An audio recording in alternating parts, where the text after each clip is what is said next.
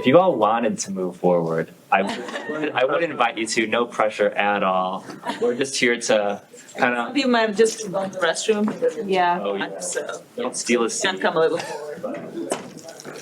Yeah, we're going to just have a reflective, kind of meditative half hour here. There will be a participatory element to it, but we'll be exploring Pauline Oliveros, the composer, and her practice of deep listening, and a set of text-based pieces of music that are kind of guides for sonic exploration that she has called sonic meditations. And before explaining what deep listening is and explaining the sonic meditations, I kind of just want to get right into it and perform one of them with you all. So this one is called Breathe In, Breathe Out, and I'll just be giving you some simple instructions. You can follow along. There is one instruction to your ears, so you may not be able to close your eyes while we do this. Here we go. So begin by listening to your own breathing.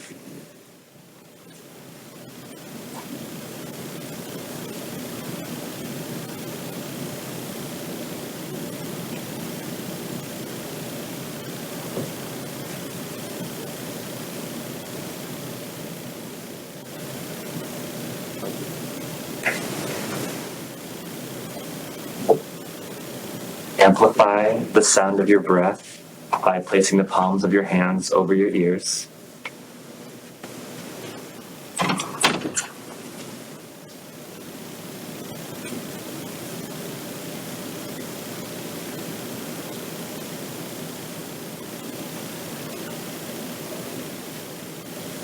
Listen as the sound of your breath turns into the sound of the wind.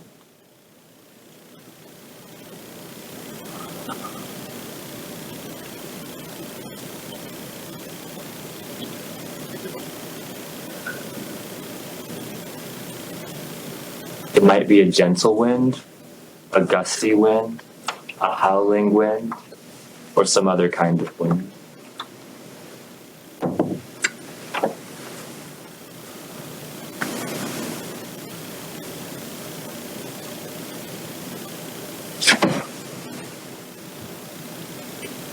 Make the wind sounds audible.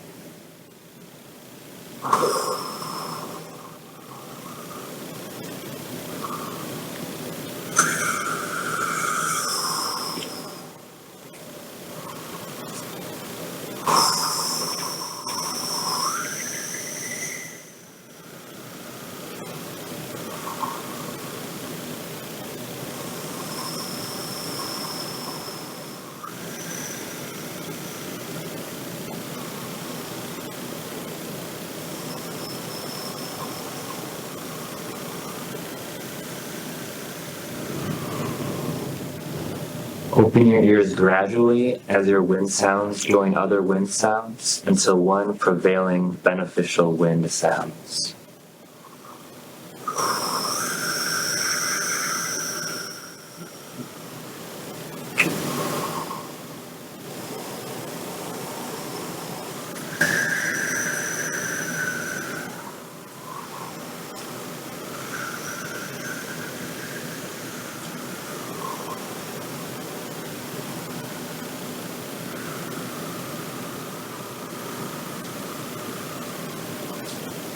Afterwards, listen for the call.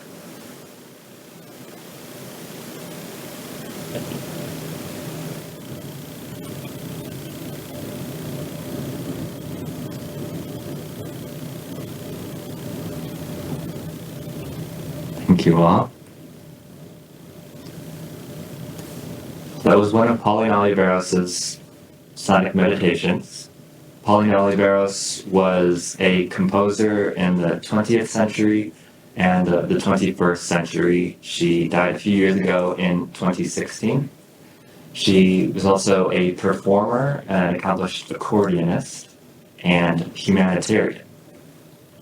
She developed a practice she called deep listening, which we'll get more into in a moment here. And she wrote these sonic meditations, which, as I mentioned, are text instructions for sonic exploration to engage in this deep listening.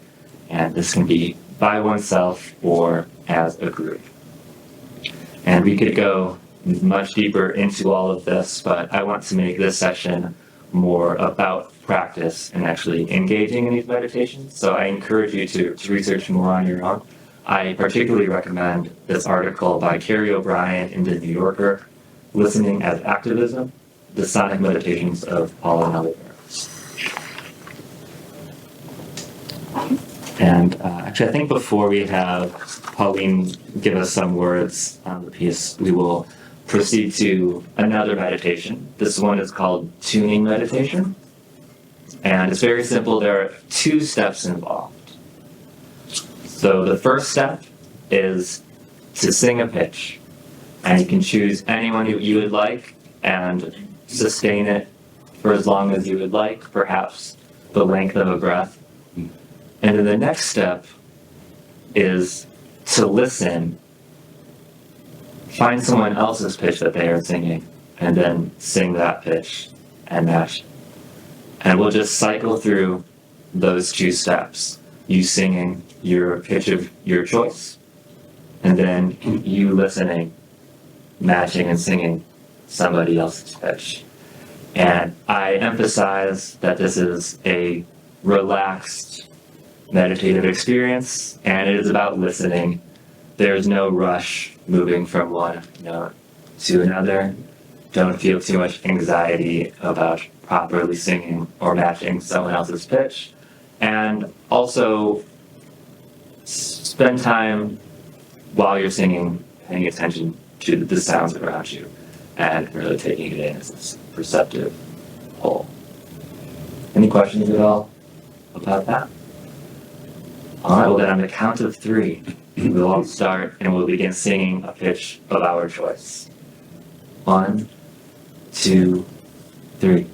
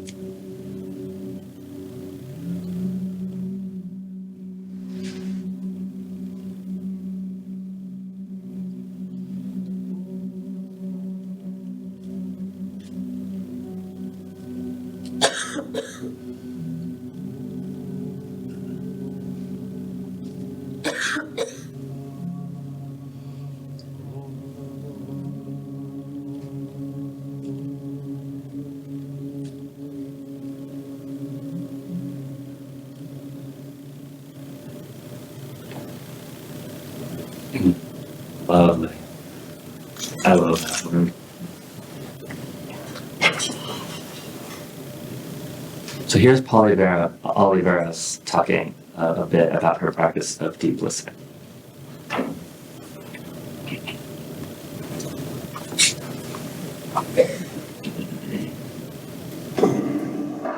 The practice practice of deep listening, as it has developed, explores the difference between hearing and listening. The ear hears, the brain listens, the body senses vibrations. Listening is a lifetime practice that depends on accumulated experiences with sound. Listening can be focused to detail or open to the entire field of sound. Listening is a mysterious process that is not the same for everyone. Humans have developed consensual agreements on the interpretation of sound waves delivered to the brain by the ears. Languages are such agreements. To hear and to listen have a symbiotic relationship with a questionable common usage. We know more about hearing than listening. Scientists can measure what happens in the ear. Measuring listening is another matter, as it involves subjectivity. Well, this distinction between hearing and listening.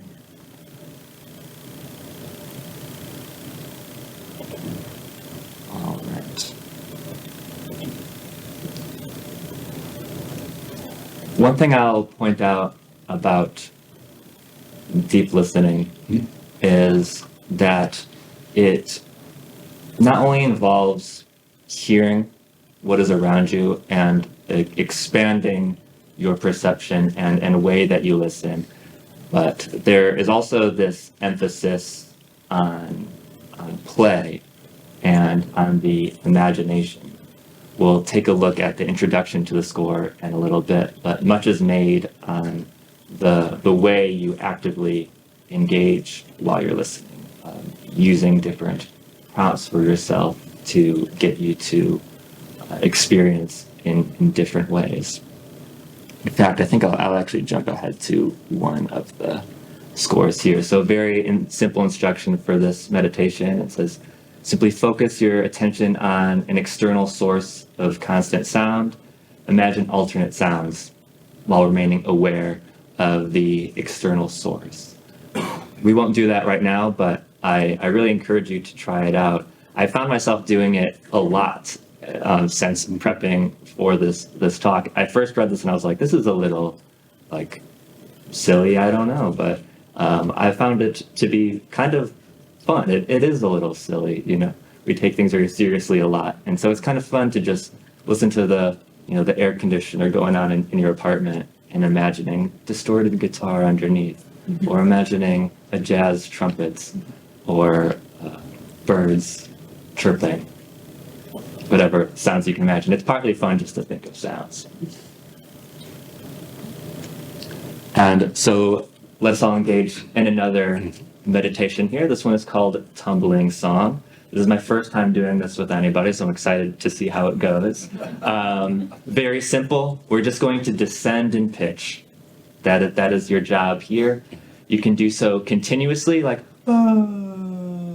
or in discrete steps, or both, up to you. There is no particular pitch you need to start on. Start where you're comfortable, and you can go at any speed, dynamic, or quality. We're going to get a varied texture going on here. The only rule is you can't get high. So we're all going to tumble down in this downward gesture until we cannot get any lower. All right, here we go.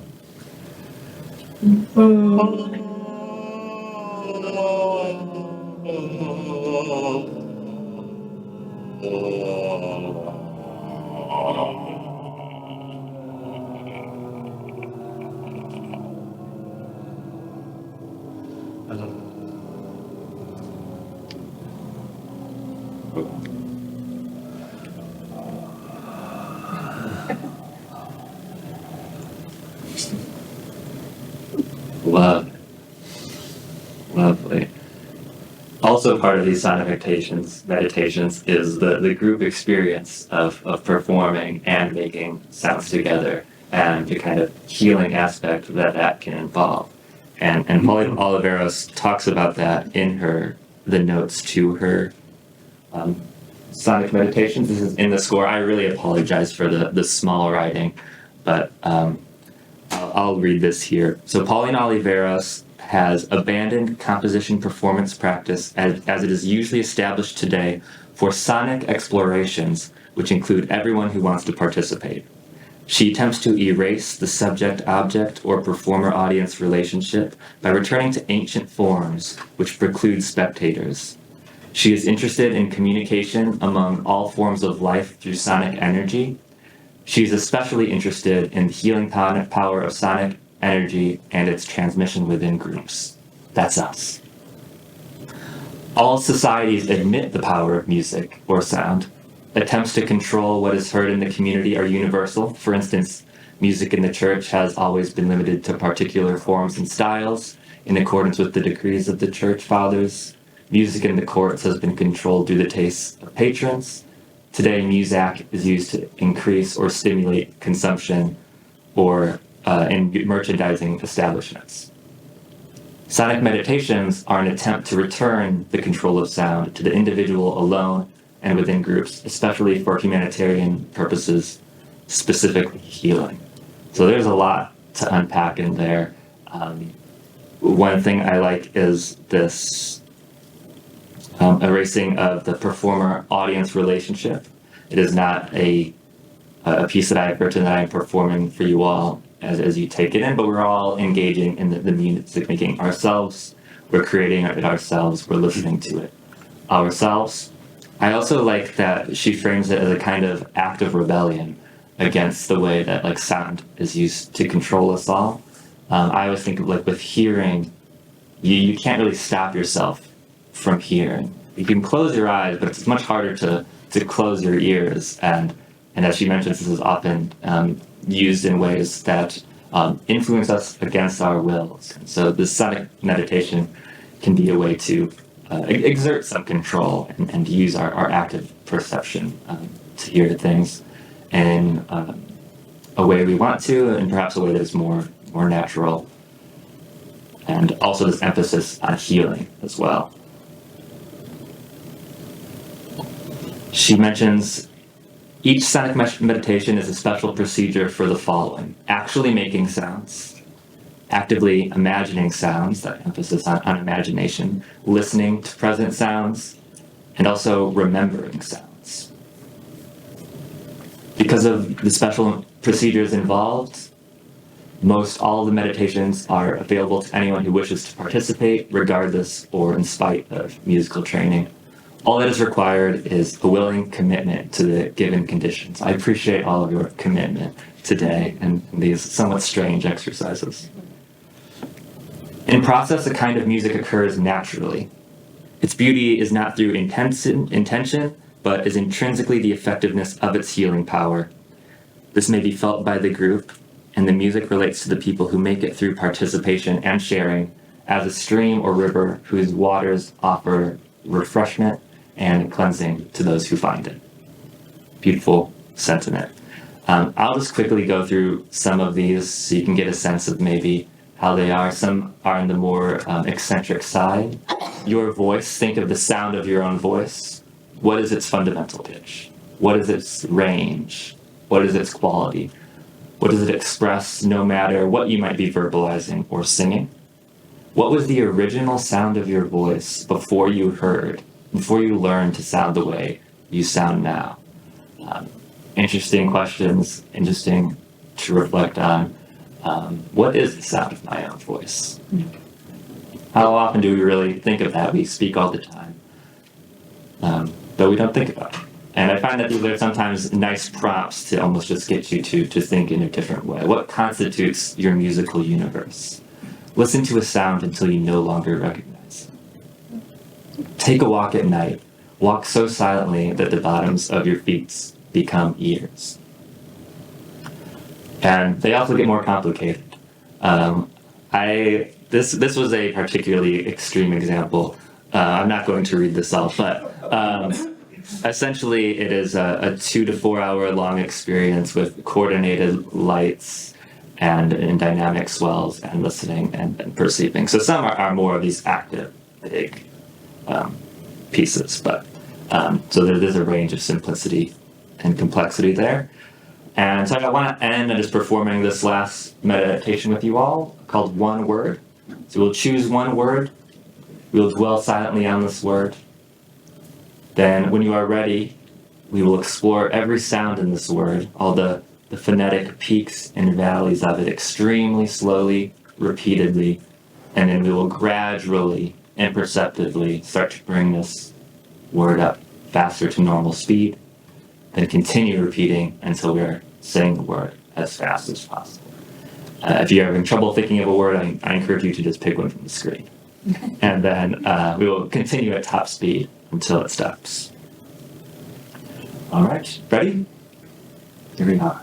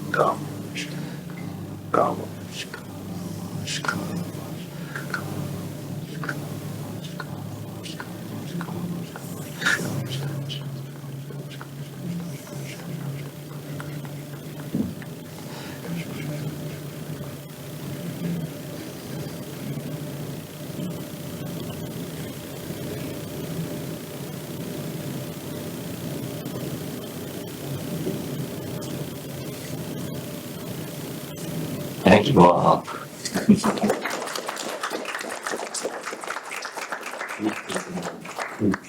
One thing I felt in that moment was how when you're saying a word slowly, it's hard to like voice it. Yeah. It's almost like whispering, and then I felt myself voicing as I wanted to go faster. Thank you all. Yes. Any questions for Richie? How did you discover this? So I am a composer myself, and so I'd heard of Pauline Oliveros in that context, but not in the context of sonic meditations. And I can't remember the exact moment. I think it was around when she died. Some of the sonic meditations were floating around. As I especially remember that walking at night in the like soles of your feet as ears. And I just found myself moved by the practice. I also, Dr. Eleni Lilios at Bowling Green State University, where I studied before, she is actually certified in deep listening. You can get certified in this practice, and it's a center for deep listening. And so I got more involvement through her. I struggle with regular meditation, like the scanning. And so something like this I think is really nice. I've been trying to like find something that I could do where I could really focus. I found myself really able to focus in these, so that was Great. great. I love it. Yes? How has this influenced your own work as a composer? Oh my gosh, that's a big question. I very much so. There is It's interesting because I find this to be a very popular practice in electronic composition. I think maybe because it abstracts a little bit more. Because when you're writing acoustically, you have your cello or your oboe, your tool you're writing for. But there's a way with like electronic music where you're like working from like building blocks of sound. And so a lot of times they'll almost encourage you to go about it in this kind of like instrumentalized way, like utilitarian, like how can I use this? Like what is the sonic quality of this outside of its meaning, and how could I maybe use my own sound to morph that? Which is one way to go about it, and I've definitely thought that way and written. But I think the most impact it's had is more just in an indirect kind of way, and just encouraging this way of listening, even just like in a concert, kind of like stepping back and being like, what is the resonance in this space?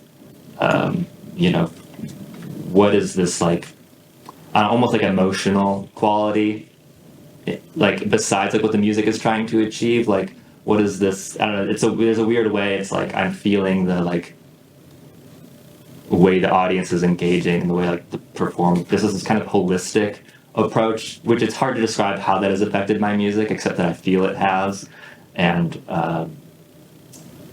I guess when you nourish your own mind, you perhaps like come to your own practice maybe in a more healthy way. I don't know. Hi. I don't know if this is an insider or question, but I'm interested in the ecology of human music and nature music. Like, I love music so much. When I go around, I have my headphones all the time. Mm-hmm. But sometimes I fear that I get to disconnect myself from my surroundings. But I find it like a very beautiful meditation to have music, human-made sounds, but you appreciate surroundings. So my question is like, how can I blend like the material and the discursive, the mind and the body, the fantasy and the reality, the imagination and the senses, as a form of like active meditation? Yeah. I feel I'm disconnected when I have them on too, but I think that's I think it's partly like your own like approach to it, and it's maybe the difference between just passivity and like active listening. Maybe that like difference between hearing and listening. I always think of like the bickering couple. It's like, you're not listening to me.